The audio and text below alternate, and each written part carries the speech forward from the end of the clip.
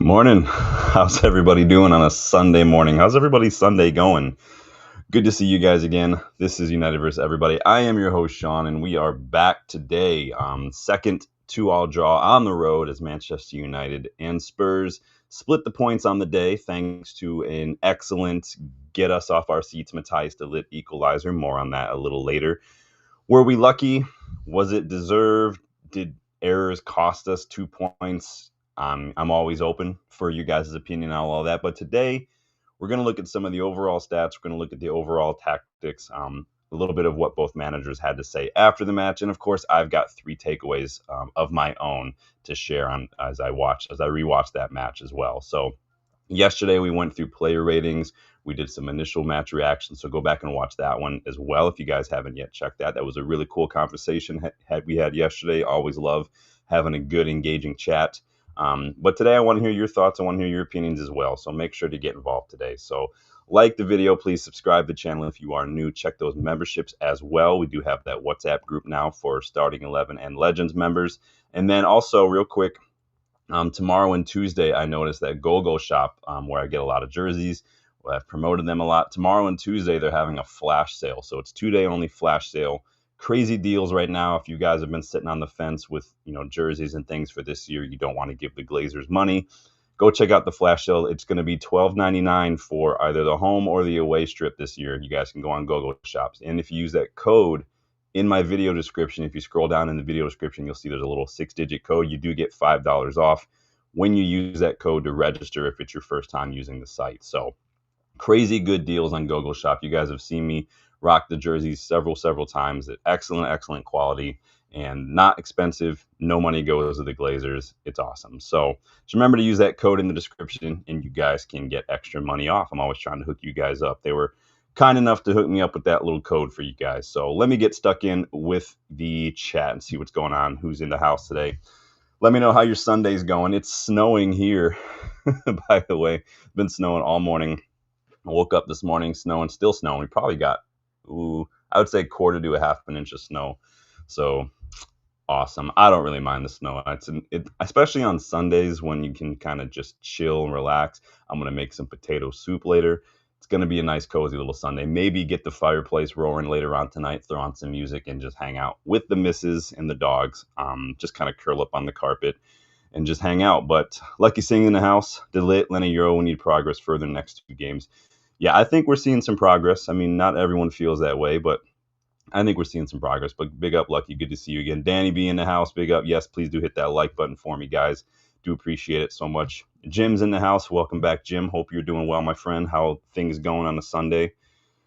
Danny says, the more I slept on it, the more I feel we should be 4 or 5 points more than we currently are. Yeah. Here's the thing, Danny. I'll tell you the same thing I tell clients, right? All right, you listening, you guys? Nobody ever wins when you play the what if game. If you look back and you're like, oh, what if we had done this? What if we had switched on here? What if we had started Lamens? What if Bruno had put away a pen? It's only going to make you more upset. All we can do is we can criticize it. We can expect better. We can demand better. And it is what it is. I totally get it. Maybe we probably should, if you look back on a couple things. And like I've said, these last couple results, it's not necessarily the drop points in and of itself that frustrates me. It's the manner in which we drop points, especially these last 2 matches. The 2 goals conceded within such a short period of time to start the second half because we're just not switched on. That frustrates me to no end. So I totally get it. We should have gotten more points. I think the points were there to take, and that's why I've been frustrated. That's why the title of yesterday's video was Points Drop, because I do feel like these little errors are costing us points. So I totally get it. But let me know where you're coming from with that, man. Slash in the house. Good to see you, man. Hope your Sunday's going well. Like I said, it has been snowing all morning here for me. So, Danny's elaborating. He's preaching to the choir, too. He says, if we get Lamens signed in July, we get at least a draw against Arsenal. If Ineos properly backed Amorim with quality box ball winning midfielder. I mean, I've got some stuff to talk about on this week's news roundup regarding midfielders, because some eagle-eyed people will have seen maybe an interview with the agent of a midfielder that we were apparently tried to sign in the summer or a couple summers ago. So I'll have more of that for you guys on this week's roundup as well. But yeah, we needed a midfielder. reportedly we went for a couple. We just, again, we left it too late, unfortunately, and it's really, really frustrating. And that was something I said going into the summer was my expectation. Really, it was my like deal breakers. We need to move quickly in the summer because with how long these tactical managers take to really feel like these players have settled in tactically and whatnot, you have to allot for that. You have to plan for that ahead of time and move quickly, and then just figure out the finances later, in my opinion. But I totally get it, man. You guys know I've been waving that flag for several months. So let me dive into the match because I want to get into my three takeaways. I want to see what the managers have to say and everything. So it was a game. You can almost say it was a game of two halves in some way. I mean, we did kind of exert a little bit of control in that first half. It was a little boring in the first half, but we were kind of comfortable. Our center backs were pushing up a little bit. But then the issue was that, like we said, going into the match in the match preview, Thomas Frank is notorious for changing things up based on how the match is going, and that's what he did in halftime. And they took that lead later on, but they just couldn't close out the win. So like Shaw and DeLitt, they were kind of following the strikers wherever they went. If they dropped deep for the ball, they were pushing up and kind of challenging them. Our fullbacks were pushing up, pressing high as well. So everybody was getting pretty aggressive to start, but it just kind of felt like over and over, it just felt like we were kind of pushing the envelope a little bit there. Our line started dropping deeper in the second half. We're trying to defend the box more in the second half to cope with the set pieces and whatnot. And we weren't getting that out ball up further up the pitch, and it was really frustrating. Spurs kind of came out swinging that second half. The shots, the XG and stuff. We're going to talk a little bit about that as well. And then again, those substitutions from Thomas Frank really made a big difference. Udogie, Matthias Tell, taking off Porro, taking off really a subpar Xavi Simons. I know a lot of Spurs fans are not happy with Xavi Simons. But what that did was allowed Spurs to really open up the game, stretch our defense a little bit, create a lot of movement, create a lot of space, and kind of we didn't know how to cope with that. Amorim made some changes himself. We brought on Dallo, we brought on Euro, brought on Ugarte within just a couple minutes, and just struggled a bit. Now, we are capable of defending our box. We did a little bit of that last season, but it felt like a whole second half of defensive changes a little bit, and not just the subs, but just the sitting deep kind of stuff, which I'm not too happy about. I think that it was a little too overly pragmatic, overly cautious, a little too early, like I said yesterday. And then again, for the second week in a row, we needed, a last-ditch effort set-piece goal to kind of rescue a point, which is, again, what we saw against Forest. So I think we lost control of the game a little bit in the second half because I do think we were just a little too careful, a little too, cautious, not aggressive enough. You don't have to go chasing, you don't have to go pressing like a dog in the yard, but you can't just sit back and just be passive. You can't not track runners and stuff. And that's kind of what we were doing. Second half was not great. Just 2 shots on target from us in the game. I mean, both of which ended up being goals, I should point out. But again, just 2 shots on target shows we just weren't getting that ball up a little bit. We did outperform our XG by quite a bit, but we just didn't really give Vicario anything to do last night. And it's a problem. And like I said yesterday, Amorim kind of echoed this, regarding just the aggression. Says we suffered 2 goals again in a short period of time, but managed to score again. So it's a point. When you cannot win, you don't lose. And once again, we managed to do that. So again, he made a point to address the fact that a point is still a point, I guess. But at the same time, do you accept that explanation from Amorim? Are you happy with that? Do you think that, we're lucky to get that point? Are you happy with that point? Are you frustrated with that point? What are you guys saying here in the chat? Let me know what games you're watching. I had the Palace Brighton game on before I came up here. Obviously, everyone's probably going to be hate watching City Liverpool a little later on. I'm probably going to start doing some laundry here in a little while and vacuum while that's on, maybe work out a little bit. Danny says Gomez is a midfielder at Brighton that I would want. I know they had Ayari and what's his face? I forget his name now. He's literally on the tip of my tongue. The guy they got from Feyenoord now, I forget his name, starting today. Baleba's in there. Ayari's at Palace, I think. Yeah, never mind. Bexy says the improvement is pretty big, though, from last season. Remember, last year we had Onana in goal with a poor attack. I do think United will sign someone in January. Yeah, it is a project. It does kind of seem like we are every summer it's a different thing. So like Ineos first summer, we went pretty heavy defensively. We got Dorgu that January, Mazraoui, De Ligt as well. Heaven in January too. We got 4 defenders in the span of like the first 6 months that Ineos were really in charge. This past summer, we went very top heavy. We went very heavy on the attack. And then we did get the keeper, which I think helps as well. I do hope, and I do think anyway, that this summer and even maybe in January, we could see some midfield attention put towards our transfer strategy, because it's been an area that we don't tend to do very well in. I think the last time we went really heavy in midfielders was like under Van Gaal. We got Herrera, we got Schweinsteiger, we got Schneiderlin, and you can argue that maybe of the 3, Herrera was just the standout. But we got Matic, Pogba, and other than that, I mean, Ugarte, really. I mean, we just haven't really done a whole lot in midfield, and Casemiro as well. Bexy says, I actually think Frank will turn Tottenham into a force. Yeah, and he's happy. He came in. The first thing he wanted to do was really shore up that defense. Their goals conceded is super low this year. They don't score a lot of goals, but the project's got to start somewhere. And I think this is a good thing for United fans to keep in mind sometime. Not pointing the finger to any of you or anybody. Maybe I'm pointing the finger at everybody, myself included. But you can't fix everything right away. It's managers have to prioritize. Sometimes you can cheat and kind of overlap a little bit and work on multiple things, but you can't fix everything. You have to decide and prioritize, and Spurs really shoring up that defense. And Thomas Frank was happy to do that. And if you listen to his post-match presser yesterday, he was happy that we just didn't have many shots. He mentioned about 87 times that they kept our shots to a low. He mentioned it so many times. It's pretty much the highlight of their night is limiting our shots, which is fine. But I think it had more to do with just how passive we were playing than anything, because we know that we can play those balls. It wasn't working too well.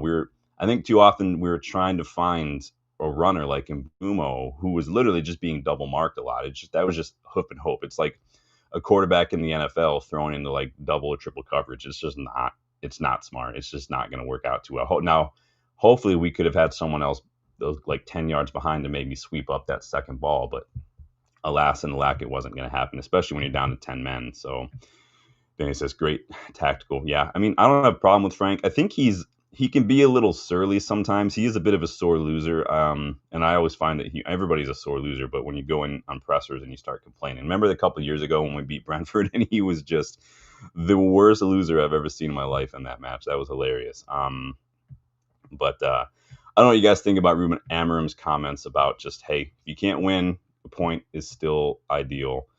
Then he says, I mentioned Frank before we sacked Ten Hag. I got laughed at another channel as well. I don't know what other channels. I mean, I think there are a lot of managers out there who are good managers. Now, whether or not they would be good enough for Manchester United remains to be seen. We've seen 6 or 7 of them that have come and gone since Ferguson retired. Is that a United thing? Is that these managers thing? In some cases, like David Moyes, job was way too big for him. In other cases, there's a bit of toxicity. It's hard to know. And you never know. It's like signing. So it is what it is. I've mentioned Frank in the past, but it was kind of like Kieran McKenna. I wanted to see what he could do with the step up from Brentford. He's been at Brentford for a while. They have a really good recruitment structure and whatnot. So that I think has a big factor. I wanted to see him take a step up and see how he goes. I know a lot of people were throwing McKenna's name out there 2 years ago. McKenna's still young. He's got to let him go to a team like Brentford or something, and let's see what he can do with 2 or 3 or 4 years at that level before we can say, all right, yeah, I think some managers, especially young managers in terms of just experience, they get too much too soon. Look what happened to Frank Lampard. He had no business being Chelsea manager as early as he was at that time. Steven Gerrard, no business being Aston Villa manager, even if you want to think about it. I mean, Ollie had loads of more experience than those guys, and he still wasn't quite good enough to be Manchester United manager like full time to take us over the line. There's levels to this kind of stuff, and I think some managers just want too much a little too soon. I know everyone backs themselves and they want to take on that challenge, but I think you see pretty soon how intimidating that ask can be. Lexi says Ugarte needs a full review. He will probably be sold next season. Manu, I've got a feeling, will go on loan. Yeah, I'm fine with players leaving in January, but we have to get players in. We just have to. Like, yeah, we got one game a week, but we can't afford to slow down. And that's the thing. We can't afford to take our foot off the gas. We should be, you strengthen when you're in a position of strength. You strengthen when you're on the ascendancy, when the momentum is swinging in your favor. You strengthen. You don't take your foot off the gas. Summer, January, whatever it is, if there's opportunities, you do it. That's how you back the manager. That's how you show ambition. Danny says, team naturally drops way too deep when we concede. Mentality. Yeah, I mean, I like the mentality to fight. It just, again, I felt like we gave Spurs a little too much respect yesterday. Unfortunately, I just didn't understand what the deal was there personally. But okay, we're going to dive a little bit more into that because I've got my 3 points coming up here. Bexy says, watching Villa, they're starting to look good. This is why I think United will sign in January. Competition. Yeah, and again, 10 games in, teams are kind of getting into it. Now, Emery, I don't think Emery had a whole lot of help in the summer.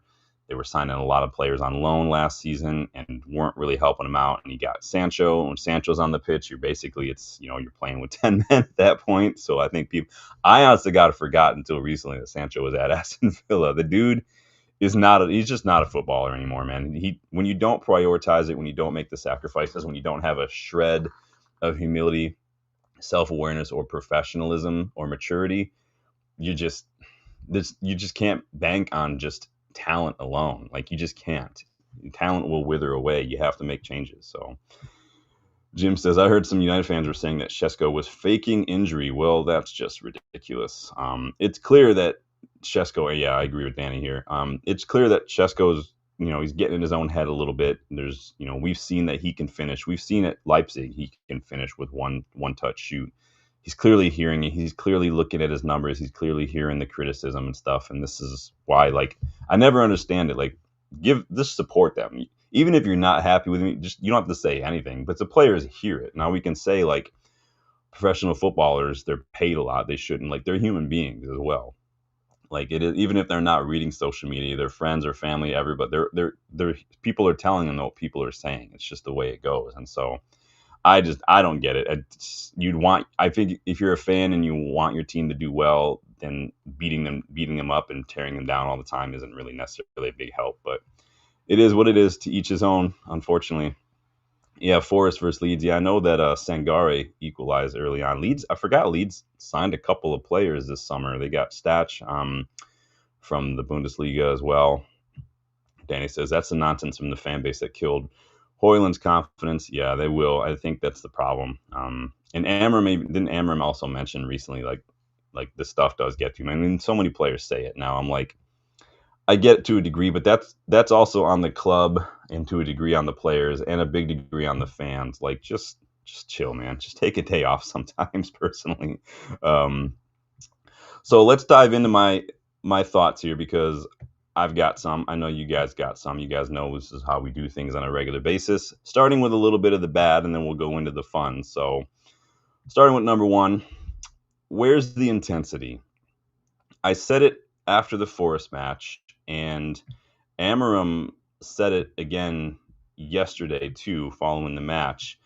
Again, says we were not pressing with the same intensity. We allowed because we felt comfortable, but we need to understand that, but also feel that we have a little bit more bravery. We can kill this game. It was too passive. It was too careful, especially in the second half. After the first half, we had no shots on target in the first. Or sorry, Spurs had no shots on target in the first half. So again, we were doing better in the first half. But again, because we sat deep from that second half on, we felt like we were just going to defend a 1-goal lead. Their XG nearly quadrupled going into the second half. We looked like we just wanted to play 45 minutes with a 1-goal lead, like we only had 4 or 5 minutes left with a 1-goal lead. Like, the way we sat deep, you can do that in the last 5 minutes. You don't do that for a full half. It's just not feasible. And then what we did was allow Spurs to just build, to the crowd get into it. It was wave after wave of attack. They got momentum. The crowd is behind them. We went down to 10 men. And it felt like that second goal was just going to come from them. We were happy to sit back, soak up pressure, hit long balls.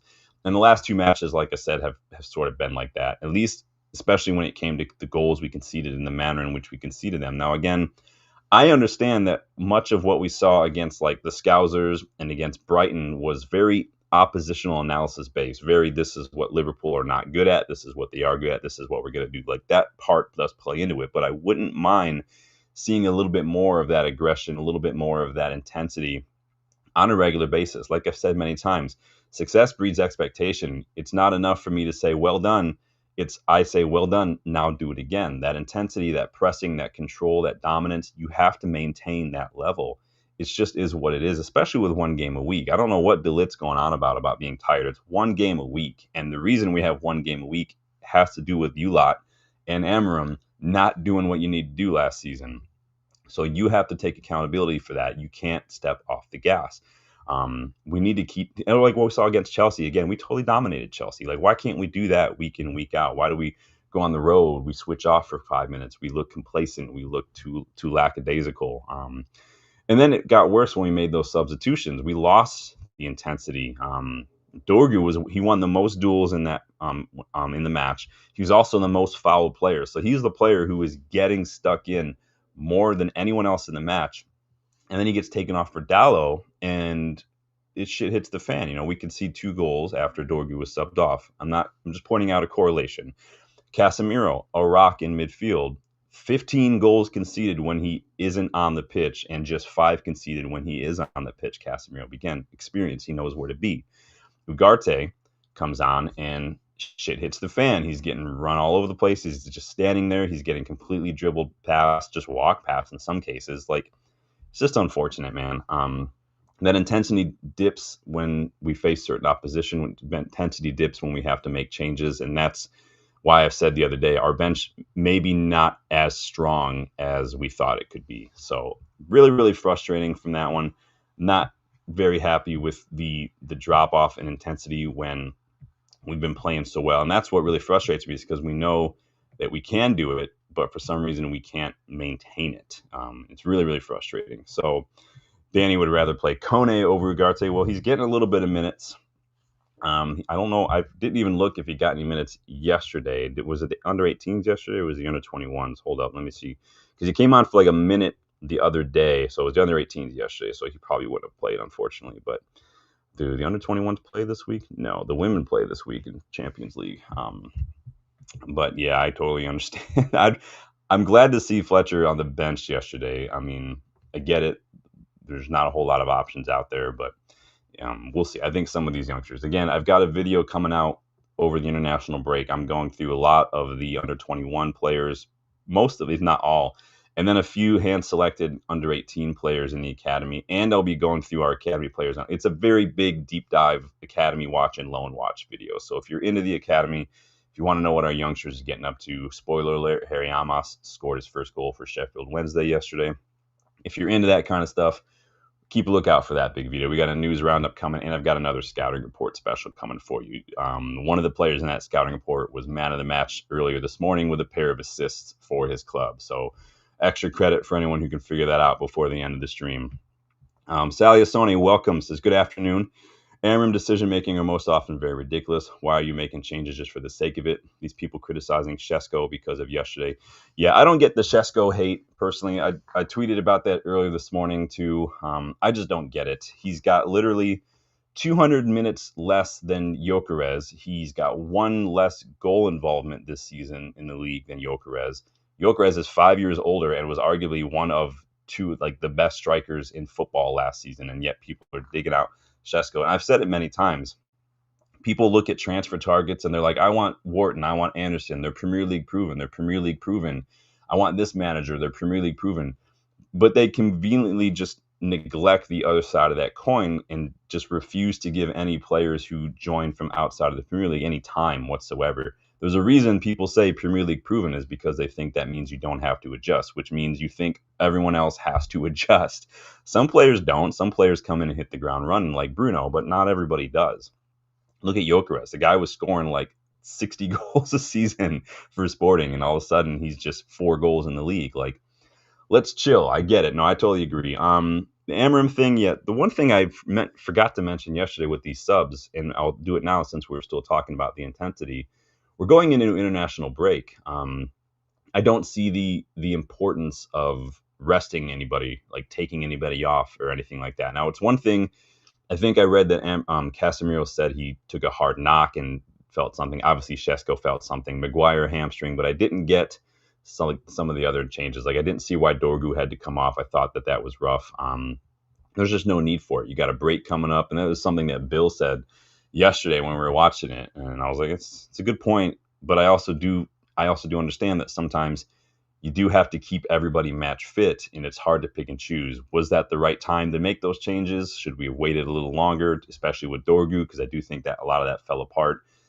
Maybe that could have neglected the change. Maybe had we not made that change, we would have had another sub. I don't know. Again, this is why I said earlier, don't play the what if game. It's only going to make you more mad more often than not. But welcome, Sally Sony. Big up, man. Danny says Dorgu was solid yesterday. Would rather risk the red card than to bring Dallo on. Yeah, I hear you, man. It's ifs and buts and maybes, man. Danny's going hard. Danny does not like Ineos. Jim says it's not the first time we've scored one and got the 80 odd minutes at 1-0 and the team equalized. Yeah, and I've said that many times before. I've never been more stressed and squeaky bum time as a United fan in recent years than when we have a 1-goal lead in the final 10 minutes of the match, because I just don't feel comfortable in our ability. I feel more comfortable in our ability to equalize late or win late than I do in our ability to see out a 1-goal lead, if that makes sense in a weird, twisted way. We just don't do it. We don't take care of the ball. We're too passive. We're not good at defending balls in the box, which is typically what teams are going to do in those final 10 minutes when they're chasing a goal. And we just invite that pressure, and we just roll that dice and roll that dice and roll that dice, and eventually it's going to come up snake eyes for us, like it did. Not a good idea. We need some more vocal action at the back. We need more people to take initiative at the back. Yeah. And does that make sense? Like, I'm more confident in our ability to equalize or win late than I am in our ability to see out a result. Like, it's weird. Sally says Amorim doesn't know how to make a substitution to bring pressure on the opponent. He'd better get it right, or I'm joining. That's big talk, man. That's heavy. The question is, and I asked this yesterday, making those changes. We're relying on a 33-year-old Casemiro. We're relying on a Bruno who doesn't play a 6, and everyone says can't do it. But those are literally, on paper right now and performance-wise, our best options in midfield. You take off Bruno, for instance, in some of these matches, and we don't get that winner against Liverpool probably, because who else in the squad is literally going to put that ball the way that Bruno did for Harry Maguire? You don't have Bruno. Who's going to do that no look? Who's going to scan and no look that ball from Aiden Heaven to find Mbumo to put away that ball? Now, we were winning at that point, but at the same time, it's like, and again yesterday, we sub off Bruno and we don't get that equalizer because it's his corner kick delivery that was like pinpoint perfect, that found De Ligt. I get what everyone's saying. I hear every side of the arguments, but again, it's on your point about substitutions. You do have to rotate some players now, and players do get injured and stuff. But the problem is when we're doing that, we're bringing on Ugarte. We're bringing on Dallo. A lot of people don't rate Xerxes. Jury's out. It is what it is, but we have to bring on Xerxes sometimes. Mount sometimes. Like, these are the kind of things we have to do. The bench is not as deep and strong as maybe we thought it was. I know some of us were happy when Mount was performing and stuff, but again, Casemiro picks up an injury. Ugarte is such a massive step down, and this is what we're dealing with. No Mainu yesterday. The only other midfielder we brought was Fletcher, who is, 17, 18 now? Like, it is what it is. I get it, all of it. It's just, it's damned if you do, damned if you don't sometimes, being a manager. Jim says De Ligt is the only player who has played every minute since the start of the season, according to an article. Maybe that's why he's tired. I mean, every minute, but you're literally playing once a week. And so I'm like, compared to literally every other defender in the league, I know he's played every minute in the Premier League, but that's the only match he's playing right now. But on De Ligt, let me go on to my number 2, you guys. Spoiler alert. Please make sure you like it and subscribe, and if you haven't yet done so, love to see us get 3K before Dylan and I head over to Manchester in December. But on De Ligt, point number 2, future captain. Sorry, I'll take this off the screen. Future captain, in my opinion. Sometimes you watch a player and you just think to yourselves, this guy is a captain. Like, this is a captain. He's captain material, hands down. And take nothing from Bruno. Doesn't mean Bruno's not a good captain, but you look at De Ligt and you're like, this guy is a captain. And what a goal. Like I said yesterday, I'm gonna share this tab now. Like I said yesterday, his goal and the movement for his goal in particular was absolutely everything on this set piece. So we'll see if YouTube doesn't like this or not. But here, let's watch this set piece movement from him. Let me know if you guys can see this. So I have it slowed down just a little bit here. But watch the lit down here. He's using Lamens as a decoy, runs back, mounts over there, pushing the keeper a bit, and then DeLitt pulls back. He feigned like he was going to run to that front post, use Lamens and Yoro as a decoy, is getting a little savvy when it comes to the set piece, because you saw Mount kind of nudging the goalkeeper a little bit, nudging Vicario, which Amorim has made comments in the past. Lamens has made comments in the past about how you can get away with a lot more of that in the league. I like that. I like that Amorim was like, just fuck it, just do it. Who cares? Because I was frustrated, but when Amorim put Lamens so far ahead, because he doesn't strike me as a guy who takes that much risk when he's trying to get 3 points. If that, like, leaving Maguire in a box to get on the end of something, to me is not the same as we've got a minute left, maybe more than that, to try to get a winner. I'm going to throw my keeper up on a corner because we're very vulnerable to the counterattack, and Spurs have a lot of speed. If Van de Ven would have picked up that ball, if that hadn't got to Bruno, we would have been like lost 3-2. So I just wonder if the whole reason Lamens was up there was to be the distraction, if that was the set piece routine for that one. Danny says DeLitt is a monster, dude. He's absolute monster. Again, future captain material, man. Now this isn't just because he scored that late equalizer. I mean, I don't know what it is with center backs having to score clutch goals for us, but it is what it is. But with Maguire at the center of a back three, DeLitt's on the ball contributions yesterday may have decreased. But again, he had a solid performance. We saw this against Chelsea too, playing on the wide right. He won 4 out of 6 duels yesterday, made 2 interceptions, 7 clearances, 2 tackles. And hey, look at that. 1 shot, 1 goal. Like 39 million pounds this guy cost us. Absolute bargain of a center back in the summer. Remember when all the pundits said that he couldn't hang? You guys remember all that stuff? Everybody was saying, like, nah, he can't hang in the Premier League. He's not big enough. He doesn't get stuck in enough. Like, you remember all that shit that people were talking about? Yeah, it's not happening. Now, Amorim was asked a little bit about DeLitt not being in the leadership group, and he just kind of said, there's different personalities involved. Not everybody, we like to have a good mix. It's not really anything specifically towards anybody, and like particularly, it's just is what it is. But I don't know what you guys think about that. But yeah, all these pundits early in the season, man, what's Sherwood, Stunis, all these guys, even Scholesy sitting here talking about, they don't think he's like, suck it. Just suck it. Suck it, dude. Yeah, it was an absolute bargain, man. Mizraoui and DeLitt, man, those might have been just the biggest smash and grab transfer of all time, as far as United is concerned. Then he says, I know now why over 60,000 Bayern fans signed a petition for him. They said, yeah, remember when we spoke about that in the, 2 summers ago when they were like, no, what are you doing? Like, but Bayern just want to keep bringing in center backs. They wanted Kim Min-jae, the Eric Dyer. They just keep bringing them in, man. I don't get Bayern sometimes, but yeah, DeLitt is definitely future captain for me. I don't know what you guys think. Is he your future captain? Was he your man of the match? Let me check and see in that poll so far. So I put a poll in there to see who your man of the match was against Spurs. So far, 78% of you say that DeLitt was your man of the match. 11% say Mbeumo. Nobody gave it to Casemiro, even though I thought Casemiro had an excellent match. 11% say someone else. If you voted someone else, let me know who your man of the match was in the chat. But we're going to move on to number 3 because you guys know I do 3 thoughts. Oops, sorry. Forgot to put this up there. There's another angle of that goal. Shaw's looking at him like, oh, so that's what it looks like to be a center back attacking a ball. Yeah, it's just another angle of the goal. Like, there's literally nobody within like 5 yards of him, and he's just got the whole run of it, man. Like, that's such good movement. Like, the more I watch it, it's up there with world-class movement like Bruno's no-look dummy against Brighton was. Like, that is world-class on the set piece. Like, more of that, please. More of that. Number 3, the signing of the summer, question mark. I said it a few weeks ago. We went from Rashford and Garnacho to Cunha and Mbumo in one summer, and it's arguably been one of the best things this club has done in years. I know a lot of talk was made how much they cost. Are we going too top heavy? I don't think we can complain right now, especially when it comes to Brian Mbumo. He's an absolute baller.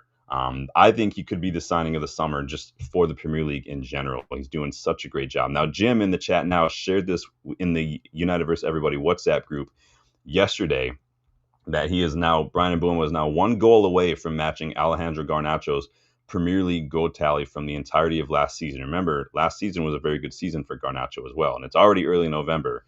So again, one hell of an upgrade. So thank you, Jim, for throwing that in the United vs. Everybody WhatsApp group. Again, if you want to get involved in that, there is a link to that in the community post. Scroll down a little bit, you'll see it's a link that only starting 11 and Legends members can see, so it's not hard to miss. But you can get involved in that. But Danny says 100% future captain for Delit. Yeah, he's an absolute baller.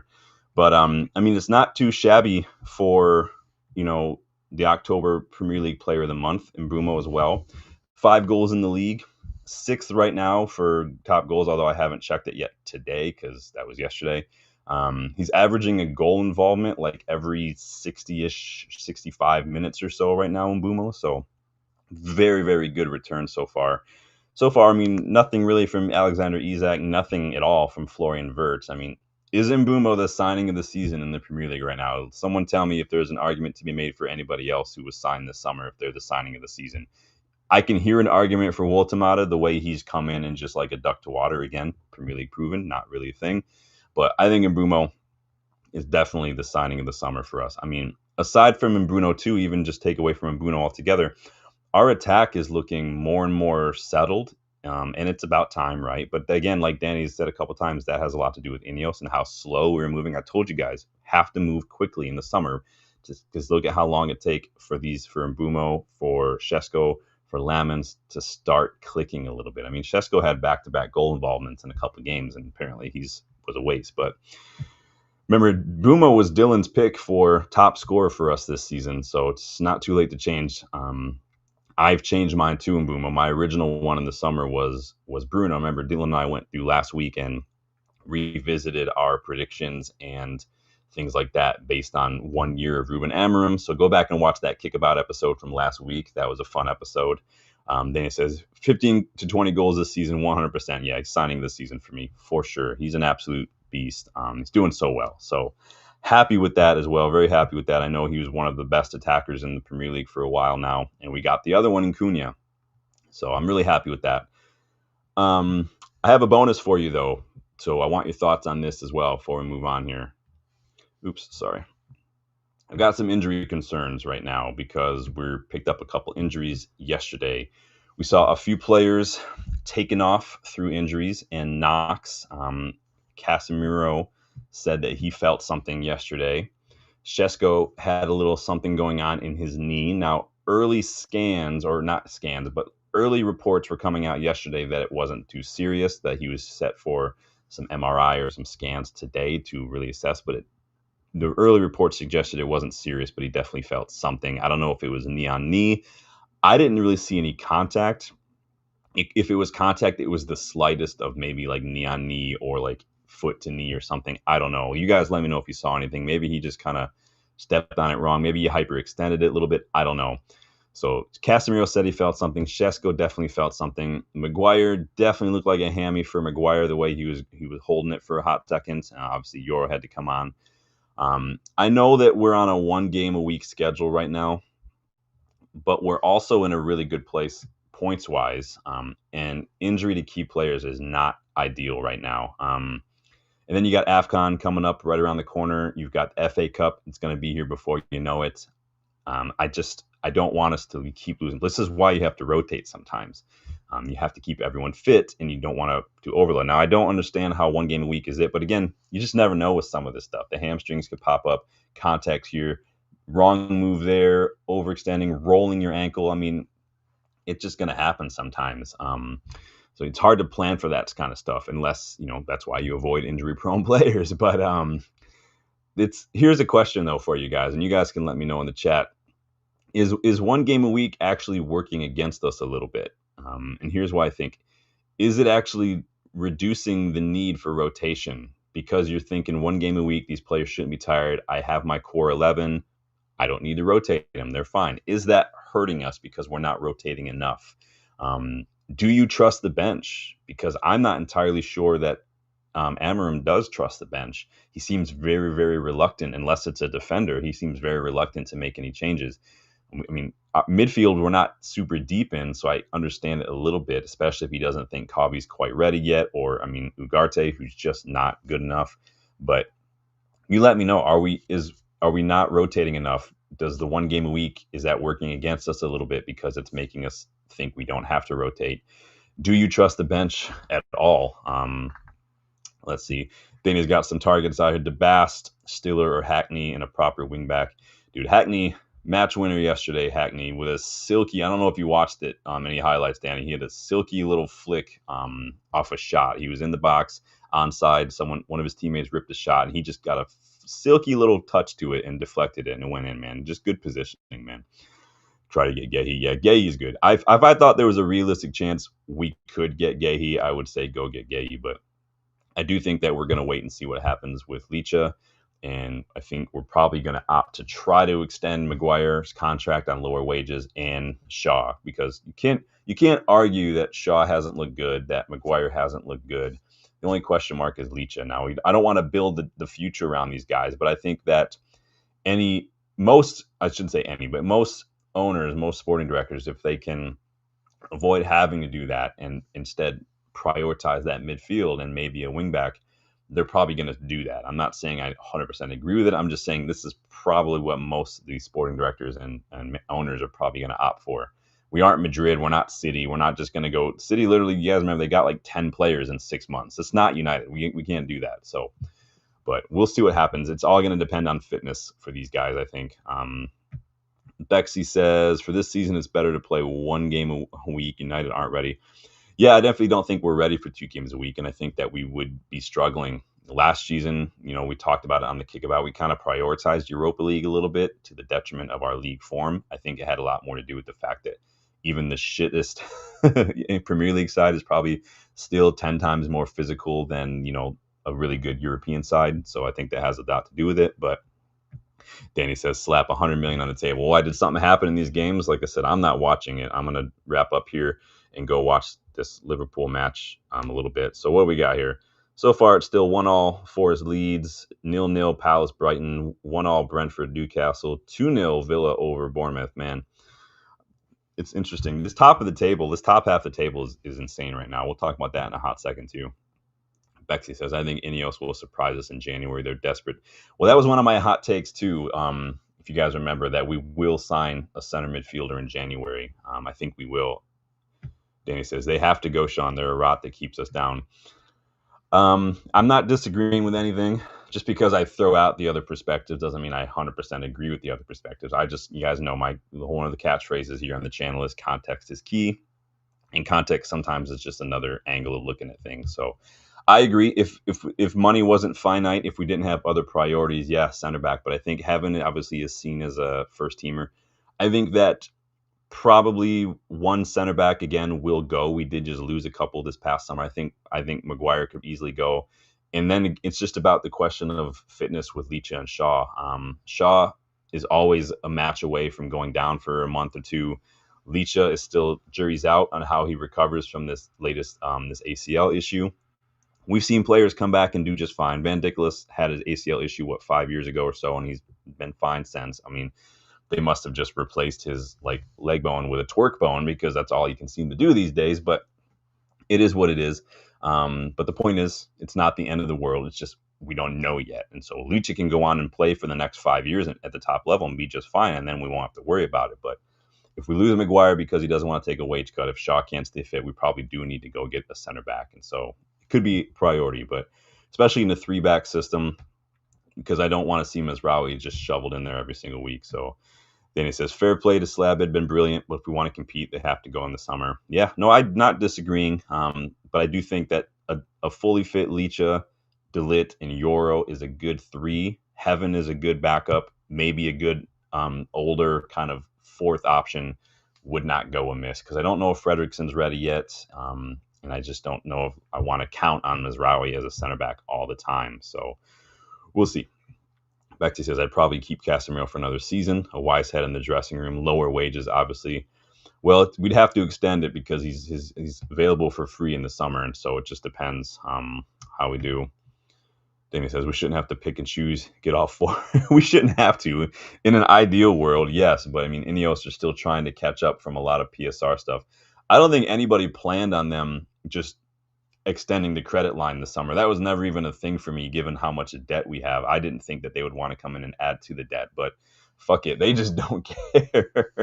They're partying like it's the end of the world out here. So hey, if that's the way they're going to roll, then I'm going to start upping my standards a little bit, Danny, and saying if you're going to up the credit for this much, you need to go to, honestly, just throw down 120 million, go get Wharton, go get Anderson, and just call it what it is. You can throw Mainu at Forest, you can throw Ugarte at Palace. Ugarte seems like the kind of player Palace would get. And then it's an instant upgrade, personally. I mean, fuck it. Who cares at this point, dude? Jim's giving us a score update, 2-1 Forest. Who scored that one for us? Let's see. Gibbs White. Oh, yeah, Gibbs White. He's one that somebody... Anderson not having a great game numbers-wise so far. No dribbles completed, no crosses completed. Duels are not great. 3 out of 8 ground duels, not great. So a little bit of an off game for Anderson today, which is going to happen. But as far as injuries go, I mean, let's hope everyone is fine. Let's hope that, everyone is just a little bit of a knock. Let's hope that everyone's just be fine in a couple weeks when we come back from international break. It does sound like Licha will be traveling to join up with the Argentina squad to do some training there. So if he goes and he trains too hard or he does something stupid and he gets injured, then he's done, in my opinion, because right now it's about priorities, and your priorities should be United. I get that it might be good for morale. We talked about this the other day when that rumor was popping up that he could go train with them. You guys let me know if you're okay with it or not. I'd rather just wrap him in cotton wool, let him keep training. But morale, again, your mentality does play a role. If it will do him some good emotionally to go hang out with the Argentina teammates, I understand it. Just don't go shitty crazy in training like Onana out here playing pickup in the mud or something.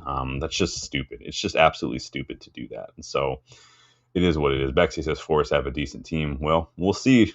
It's always that owner that you just never know. I mean, they're shit right now. What does that put them up to? They were in the relegation zone.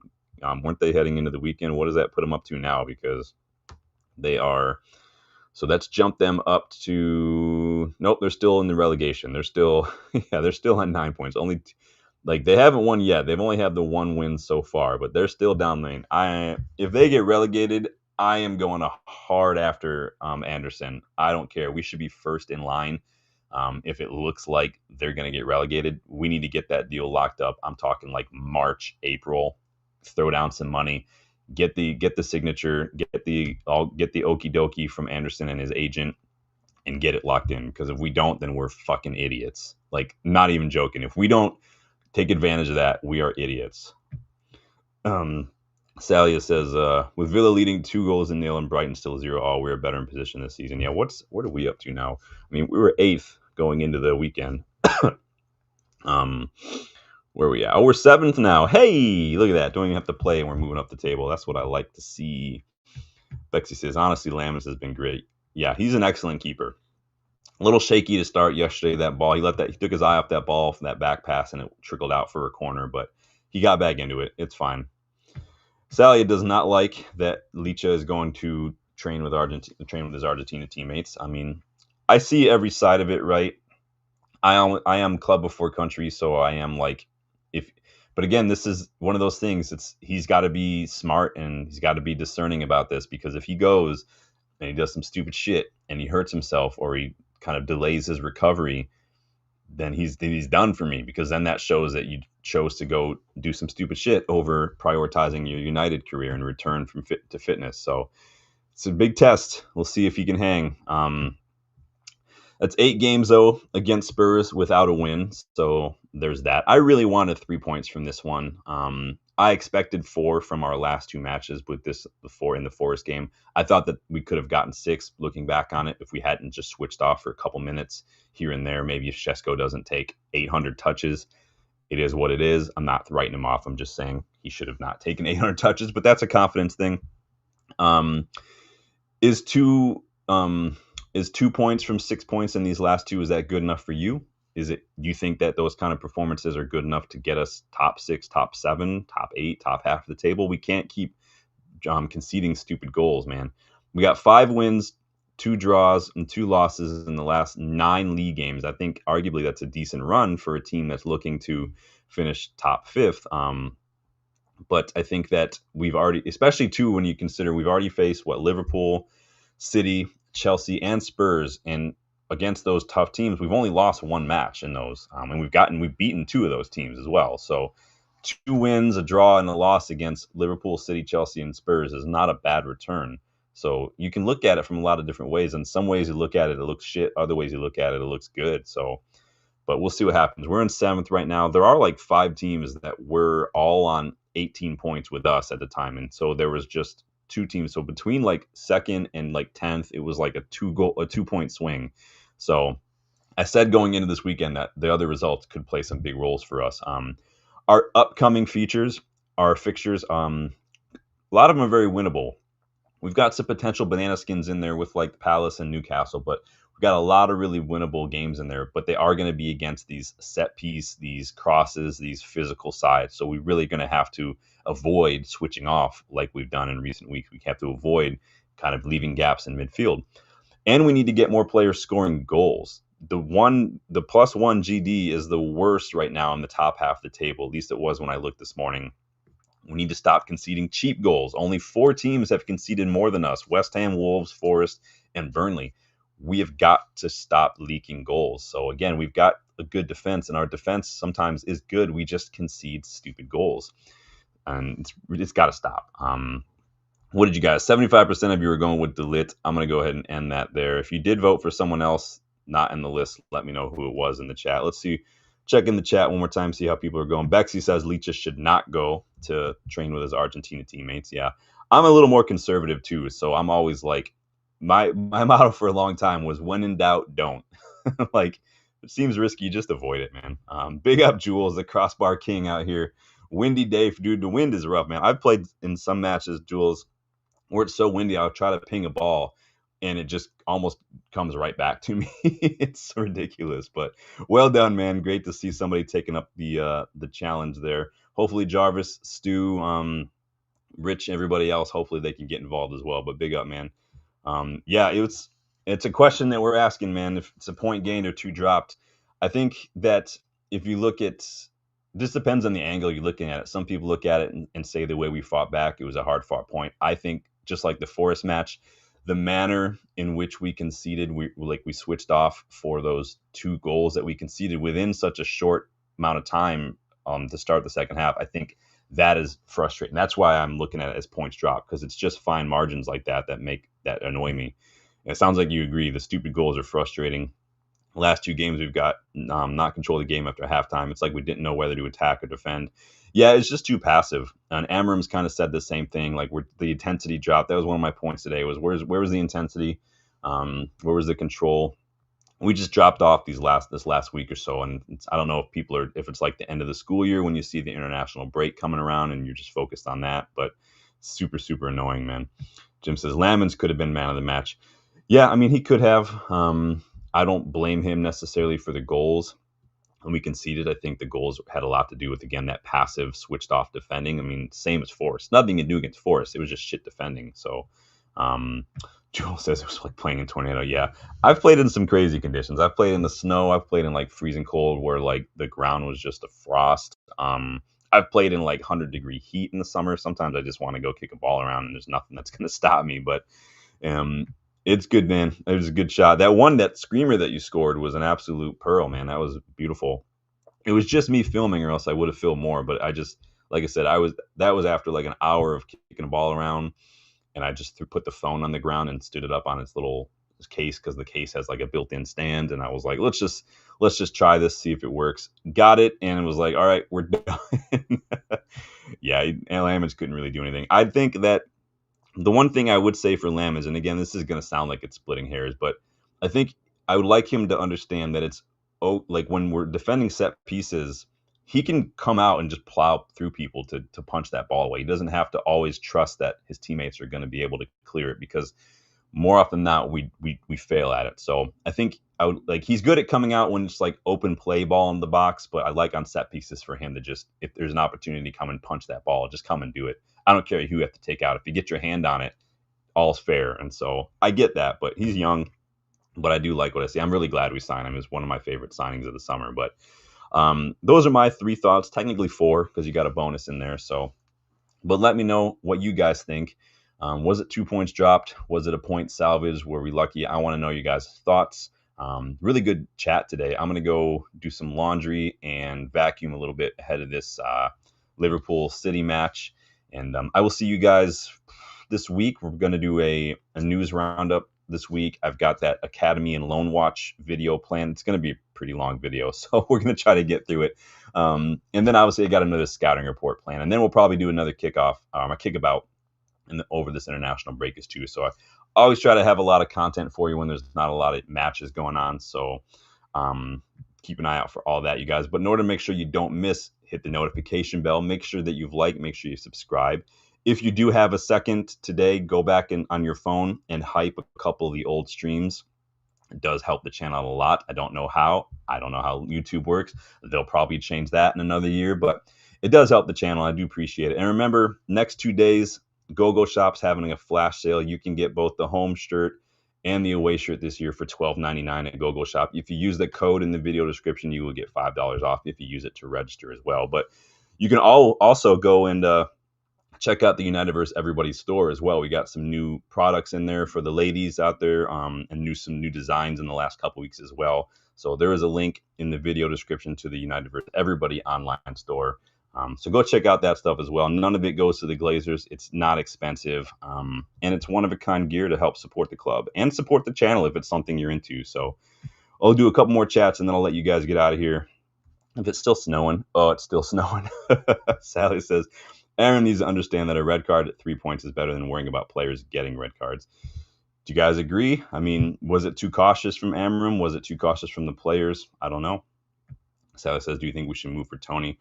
I don't rate Tony as highly as some player or some fans. I think that the mindset, sometimes the whole gambling thing, I thought was just stupid from him. But I don't know. A point in the Saudi league, according to ChatGPT, is worth about 0.47 of our goal in the Premier League. So does that count? Let me know. Ronaldo's technically only scored 50 goals in the Saudi league, man. So I'm just kidding. But take it easy, you guys. Enjoy the rest of your Sunday. Go hate watch some Liverpool in about an hour or so, and I will see you guys on the next one. Thanks again for stopping by, you guys. Take it easy.